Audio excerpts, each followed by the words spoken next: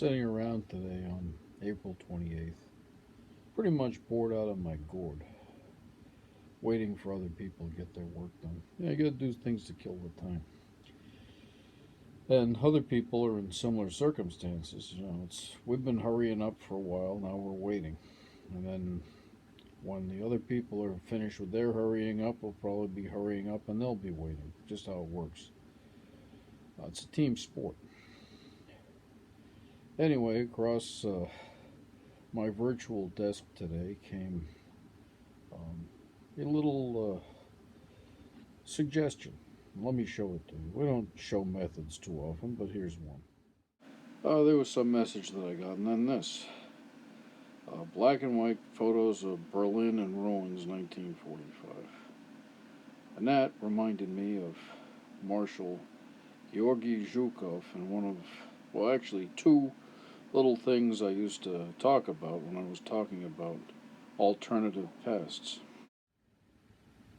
About 10 years ago, my friend Alex and I were in downtown Boston. And he said, "What is it that you call what you do again?" And I said to him, "We call it forensic psychosocial historiography."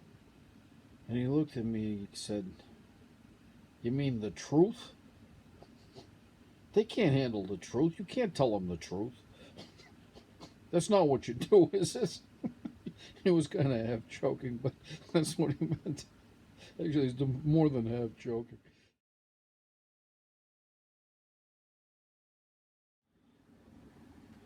That's kind of beside the point. There were two little stories I'd tell about Zhukov in terms of what if it had been different. In other words, you had the Russian army with Zhukov at the head of it, marching from basically the middle of, the middle of Russia as it was populated. So basically from Kharkov and that area, which is, I guess, now, is that now Ukraine? I don't even know. It used to not make a difference. Marching all the way from there very quickly, showing up at the gates of Berlin in May of 1945, early May. One of the things that I used to say was, what if they had stopped at the city line and Zhukov had gone in with a group to Hitler's bunker and asked Hitler, "Gee, Mr. Hitler, I would really like you to show me the glories of the Third Reich." Would Hitler have given him a tour? This was the problem I had in Boston. Nobody wanted a tour from me. Because they didn't want to see their huge victory at coffee carrying and simpy smiling and, cell phone yakking into nothing pretense. So that was one.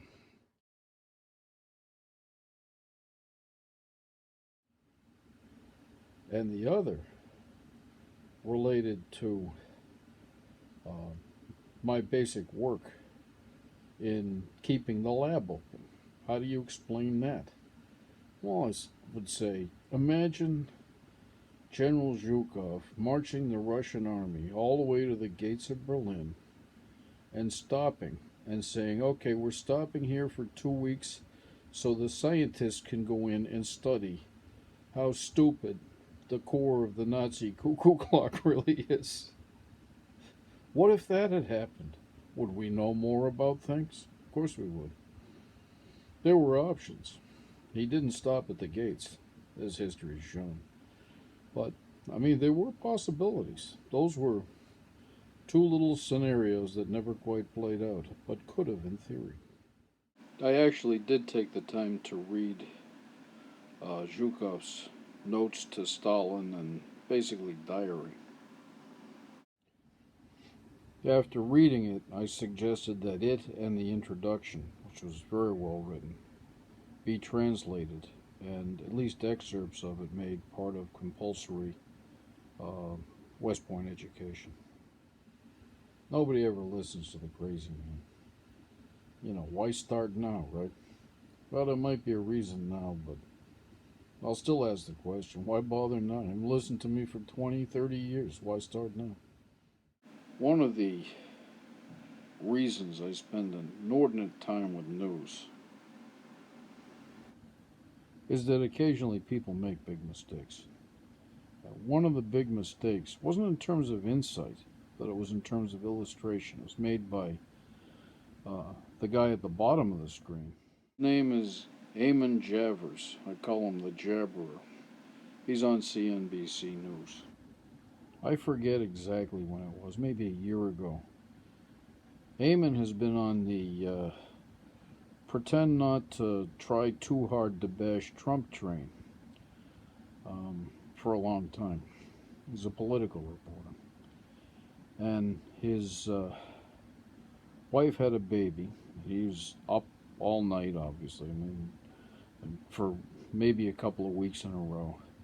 Finally, they stuck him in front of the White House to talk about something that Trump had done right and claim credit for. And Eamon gets up there and says, and, the president was wrong about this. Although he literally said what he said, his tone was very different. Thank you, Eamon the Jabberer. Sometimes they get tired and stuff just comes out. We've been illustrating Strawmen and skewering them, and not, skewering the real one for a long time. And nice, Eamon gave us the example that we needed. It was a big one. It was a foot in the door, not just a nose under the tent. Have a nice day, y'all. Enjoy the Zhukov stories. There always are options at any point, and to look at history as basically dead dates and events is not the right way to do it. Options. That's what all generals think about, or at least all successful ones. And Zhukov was probably one of the most successful of all time. Probably top 20. And for any Russians who might be listening on this, our 75th anniversary of cooperation ending the Nazi regime, я уважаю Жукова. Молодец.